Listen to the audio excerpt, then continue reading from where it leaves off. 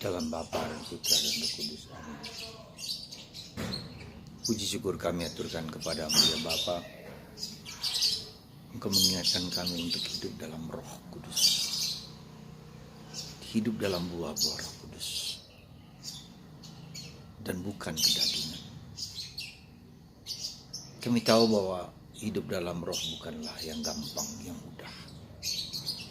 Curahkan Roh Kudus-Mu ke dalam hati kami supaya kami sungguh-sungguh menjalankan sesuai dengan kehendak-Mu. Terpujilah nama-Mu kini dan sepanjang segala masa. Amin. Para saudaraku terkasih dalam Kristus, hari ini dalam bacaan pertama dalam surat Paulus kepada umat di Galatia, kita diingatkan kembali betapa pentingnya hidup dalam Roh Kudus. Yesus dalam Injil Yohanes mengatakan hidup dalam roh dan kebenaran. Dan Tuhan Yesus kembali kepada Bapa dengan memberikan Roh Kudus kepada kita. Supaya kita dimampukan untuk hidup dalam level ilahi. Kita tidak hanya tinggal dalam level duniawi tetapi masuk ke level ilahi.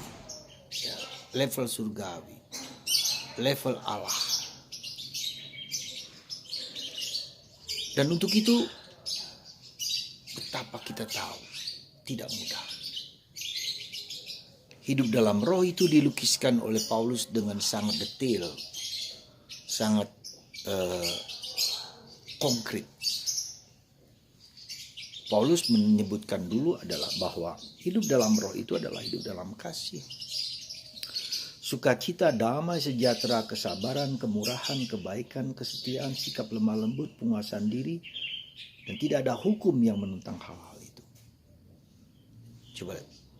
Apakah kita bisa hidup dalam sukacita?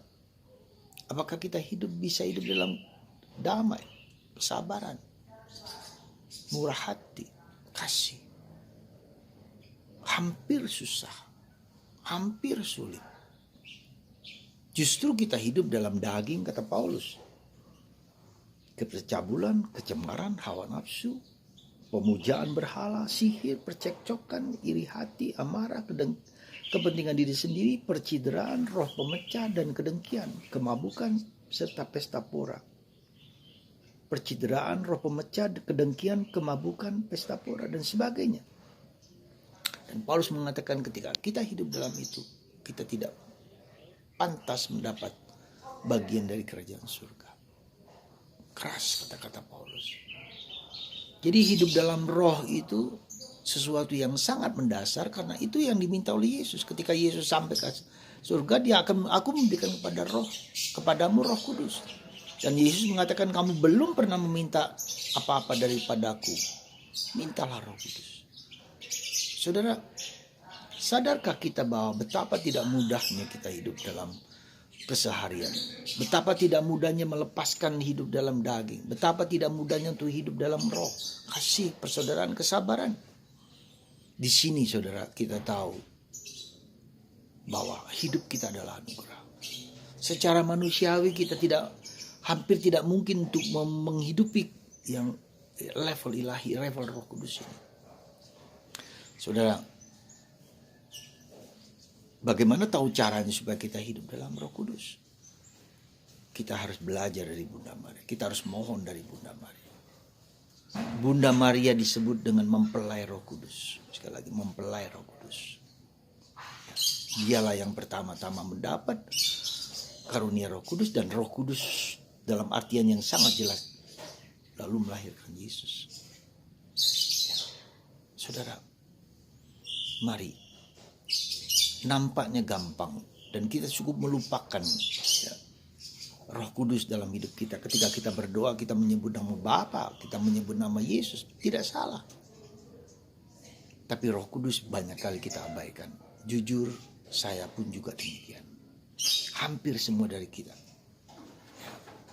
Nah, hidup dalam Roh Kudus berarti hidup dalam apa? Yang apa? Yang lembut, yang halus, yang hidup batin ya. Hidup dalam batin ya, yang Roh Kudus, roh kasih, kesabaran dan juga daging itu juga bagian dari batinnya. Hidup dalam batin kita.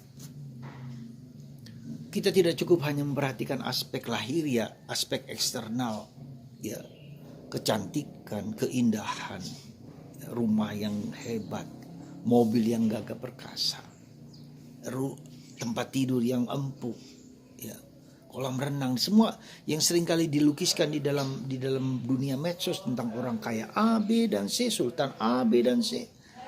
Baik, perlu, tetapi tidak lupa itu kan lenyap, itu kan hancur. Itu aspek eksterior.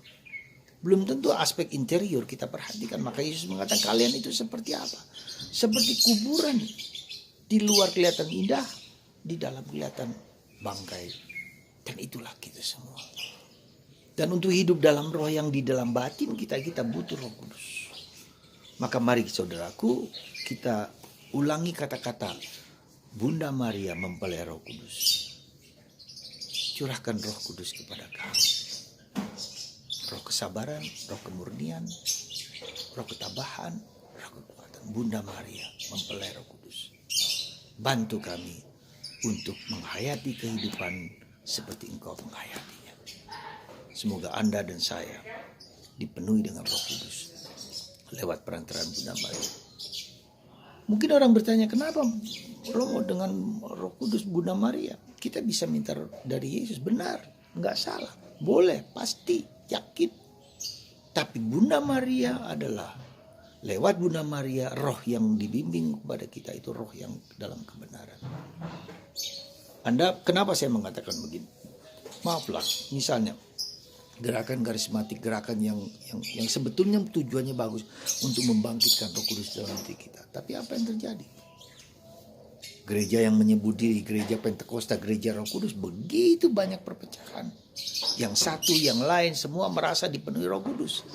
Tetapi roh Bunda Maria yang ada di dalam diri Maria selalu membawa kita kepada Yesus. Selalu membawa kita kepada kesatuan. Maka ketika awal-awal dulu gerakan karismatik di mana Maria tidak diikutsertakan, gereja tidak bisa menerima itu. Karena Maria adalah mempelai Roh Kudus. Dan Bunda Maria membawa kita kepada Yesus. Pasti itu per Mariam ad Jesum. Maka mari saudaraku, sekali lagi saya hanya mengatakan Bunda Maria mempelai Roh Kudus. Curahkan, berikan rahmat Roh Kudus kepadaku. Supaya aku bisa mengenal Yesus dengan baik. Mengenal Bapa dengan baik. Mengenal kehidupan dengan baik. Mengenal diri kita sendiri dengan baik. Untuk menyelami batin kita yang terdalam. Semoga lewat Bunda Maria, Roh Kudus sungguh meresap dalam diri kita. Dengan Bunda Maria kita menjadi tahu, menjadi konkret Roh Kudus seperti yang dikatakan oleh Paulus. Sabar, murah hati, lemah lembut, cinta kasih, dan menghilangkan segala bentuk keinginan daging. Semoga Tuhan memberkati Anda semua dalam Bapa, Putra,